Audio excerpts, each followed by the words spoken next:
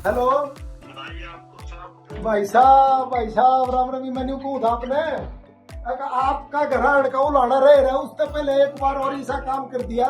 अगर आपके प्रांत का नाम रोशन कर दिया आपके भतीजे ने, ये इतिहास रच दिया आपके बच्चे ने, आपके भतीजे ने। मुख्यमंत्री जी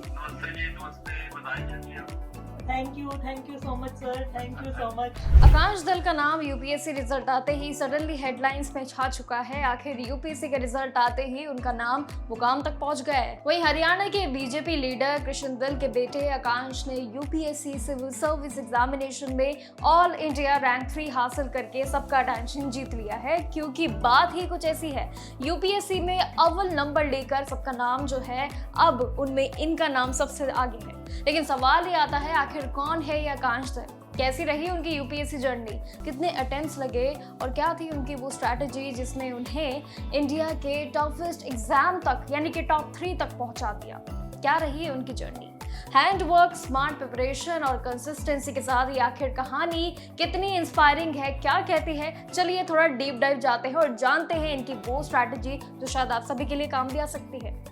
आकाश दल की सक्सेस स्टोरी इस साल की UPSC civil service examination result के बाद काफी ज्यादा डिस्कशन में है, काफी ज्यादा माहौल में है, क्योंकि हरियाणा के बीजेपी लीडर और साथ ही स्पोक्सपर्सन कृष्ण दल के बेटे आकाश दल ने ऑल इंडिया रैंक 3 हासिल करके काफी बड़ी अचीवमेंट हासिल की है। उनका नाम अपने आप में ही काफी रोशन हो रहा है, साथ ही बीजेपी लीडर के बेटे भी है।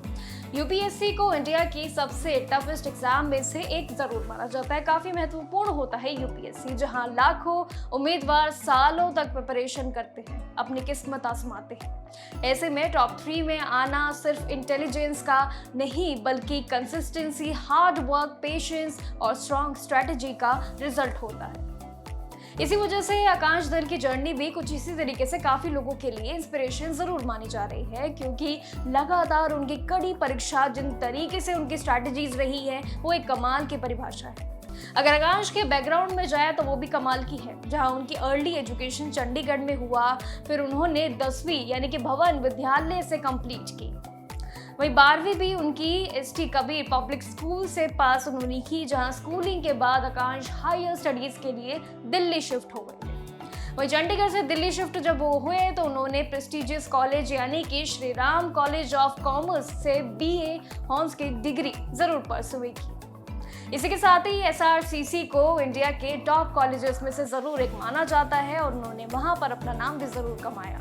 यहीं से आकाश की एकेडमिक फाउंडेशन और ज्यादा स्ट्रॉन्ग होने लगी थी। ग्रेजुएशन के बाद उन्होंने डिसाइड किया कि वो सिविल सर्विस के थ्रू कंट्री सर्व करेंगे और करना भी जरूर चाहेंगे, ताकि देश में उनकी सेवा और उनका नाम रहे। इसी बीच उनकी यूपीएससी की जर्नी यहीं से लगातार शुरुआत होने लगी।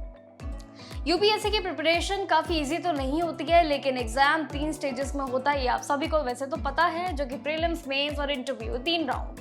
और हर स्टेज कैंडिडेट्स की नॉलेज और साथ ही एनालिसिस थिंकिंग पर निर्भर होता है, पर्सनालिटी को टेस्ट करता है। यही है यूपीएससी। आकाश ने दिल्ली में रहकर भी सीरियस प्रिपरेशन शुरू की। उनकी जर्नी भी एक टिपिकल यूपीएससी एस्पिरेंट्स की तरह ही नॉर्मल थी। ग्रेजुअल इंप्रूवमेंट वाली जरूर रही, लेकिन पहले अटेम्प्ट में ही उन्होंने 2024 में AIR 342 सिक्योर कर लिया था। लेकिन खुद में ये काफी बड़ी अचीवमेंट है। लेकिन आकाश यहीं रुकने वाले नहीं थे, वो आगे बढ़ने की पूरी तैयारी में थे। उन्होंने अपनी प्रिपरेशन को रिफाइन किया और साथ ही अपने आप को मजबूत किया, मिस्टेक एनालिसिस की और नेक्स्ट अटेम्प्ट में अपनी तैयारी करके अपने रैंक इंप्रूव करने की भी एक अलग स्ट्रैटेजी बनाई। यहाँ पर देखिए एक्सपायरिंग जो स्टोरी है वो लगातार बढ़ती नजर आ रही है। वही नेक्स्ट ईयर उन्होंने फिर एग्जाम दिया, अपनी रैंक AIR 295 तक इंप्रूव कर ली और फिर उन्होंने ये दिखाया कि यूपीएससी जर्नी में कंसिस्टेंसी और सेल्फ एनालिसिस कितना ज़्यादा इंपॉर्टेंट होता है। हौसले मजबूत होने चाहिए। वही हर अटेम्प्ट के साथ उन्होंने अपनी प्रिपरेशन और आंसर राइटिंग स्किल्स को भी काफ़ी बेटर किया, काफ़ी इंप्रूवमेंट की उस चीज़ों में, लगातार अपनी मिस्टेक्स को खोजा। फाइनली इस साल मेहनत रंग लाई। उन्होंने ऑल इंडिया रैंक 3 हासिल करके यूपीएससी टॉपर की लिस्ट में अपनी जगह बना ली। और ये अचीवमेंट सिर्फ उनके लिए ही नहीं बल्कि उनके फैमिली और पूरे हरियाणा के प्राइड मूवमेंट जरूर बन गया है। हरियाणा का नाम रोशन हुआ है, साथ ही उन्होंने अपने पिता का नाम भी रोशन किया है और अपना यूपीएससी में एक अलग अनुभव जारी किया है। रिजल्ट आने के बाद उनके घर पर सेलिब्रेशन का एक अलग ही माहौल था, जश्न का एक अलग माहौल जो सबको दिखा। रिपोर्ट्स के मुताबिक देखें तो हरियाणा के चीफ मिनिस्टर नायाब सिंह सैनी ने भी आकांश के फादर को फोन करके उन्हें बधाई दी और फैमिली से मिलकर जो पर्सनली उन्होंने कांग्रेचुलेशन किया वो भी एक अलग नजारा था। हेलो बताइए आपको साहब। भाई साहब राम रमी मैंने कहा था आपने आपका घर का उलाना रह रहा है, उससे पहले एक बार और ऐसा काम कर दिया, आपके प्रांत का नाम रोशन कर दिया आपके भतीजे ने। मुख्यमंत्री जी आपका ये मार्गदर्शन है जिसमें हरियाणा प्रांत के हर बच्चे को इतना बड़ा सौभाग्य मिल रहा है। जो हमने पर्ची बिना खर्ची का जो नारा दे रखा है आपकी सरकार ने, ये इतिहास रच दिया आपके बच्चे ने, आपके भतीजे ने। हाँ लो एक बार मैडम बात करेगी। नमस्कार मुख्यमंत्री जी। नमस्ते जी, नमस्ते, बताइए जी आपको। Thank you so much sir, thank you so much. आपके आशीर्वाद की प्रतीक्षा है व्यक्तिगत तौर पर आकर के। ये आपके आशीर्वाद के कारण ही हो पाया है जो आपने शिक्षा को इतना बढ़ावा दिया है यहाँ पे। बताइए जी। थैंक यू सो मच जी भाई साहब नमस्ते जी।